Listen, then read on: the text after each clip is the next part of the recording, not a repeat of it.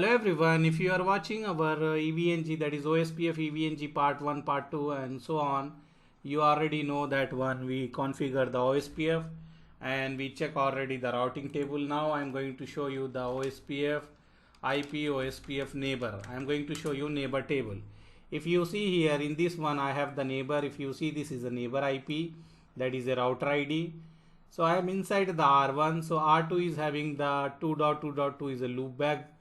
This is a loopback 0. So this loopback interface IP taken as a router ID, and here I am getting as a neighbor ID.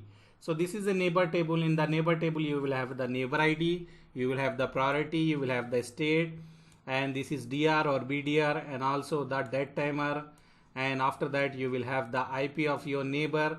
This is the neighbor IP, interface IP, which is connected this one, and this is a router ID, that is a neighbor ID. We are saying that is nothing but router ID, and this one is a interface IP address. Okay, and this is the interface. If you see, this is the interface. So this way we can check the neighbor table. Okay, in our next class we are going to check database table.